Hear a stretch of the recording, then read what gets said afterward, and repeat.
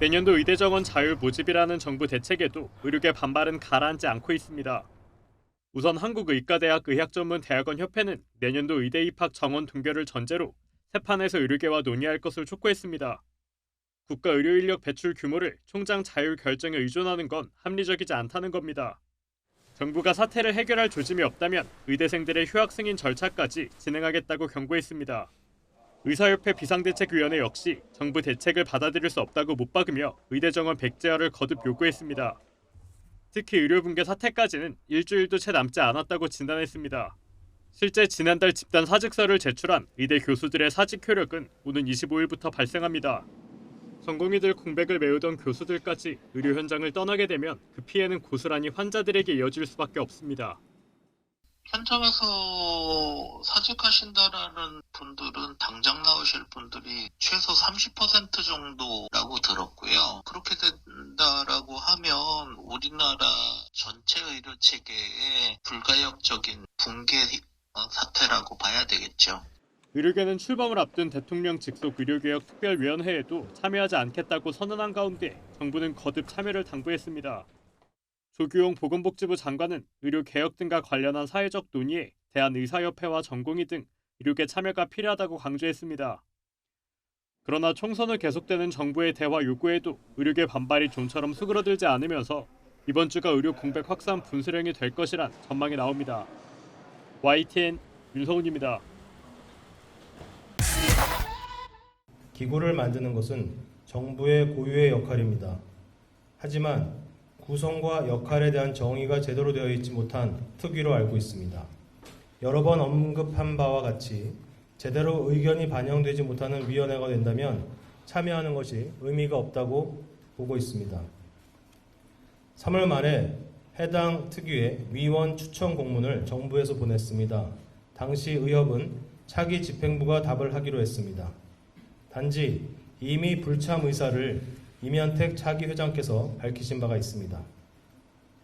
또한 이 특위는 물리적으로 현재의 상황을 해결할 수 없는 위원회이기에 다른 형태의 기구에서 따로 논의되어야 합니다. 의사수 추계위원회 등은 1대1로 따로 운영되어야 한다는 것을 지속적으로 말씀드리고 있습니다. 우리에게는 이 문제를 해결할 시간이 정말 별로 없습니다. 4월 25일에는 교수들의 사직서가 수리되고 수리 여부와 상관없이 5월부터는 사직하시겠다는 교수들이 늘고 있습니다. 학생 교육을 맡고 있는 의과대학에서는 교육의 질을 담보하기 위해 5월에는 학사 일정을 이어갈 수 없는 현실입니다.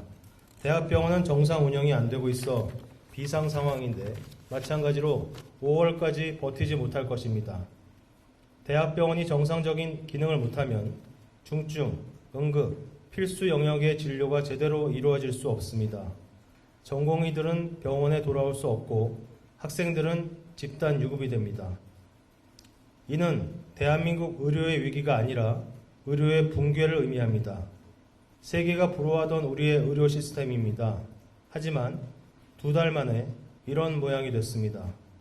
회복 가능한 기간이 1주 남았습니다. 정부는 의료개혁의 기치를 들었고 이에 대한 의료계의 협조는 당연합니다. 하지만 지금과 같이 협의되지 않은 그리고 밀어붙이기식의 방식으로는 의료개혁은 이루어지지 못합니다. 다시 부탁드립니다. 대통령께서는 우리나라의 미래를 위해 그리고 현재 고통받고 있는 환자들의 건강을 지켜주시기 위해 국민의 건강을 책임지고 있는 최고 책임자로서 대승적 차원에서 원점 재논이라는 결단을 내려주시기 부탁드립니다. 4월 20일 대한의사협회 비상대책위원회. 임현택 대한의사협회장 당선인도 어제 오후 기자들과 만나 정부의 상황 인식이 얼마나 안일한지 알 수 있다며 수용 가능성이 없는 대책을 내놨다고 밝혔습니다.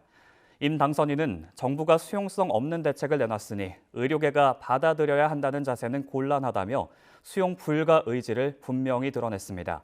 또 각 대학교가 여건을 고려해 의대생을 모집하겠다는 건 기존 의대 증원 결정 과정이 주먹구구식으로 이뤄졌다는 반증이라고 지적했습니다.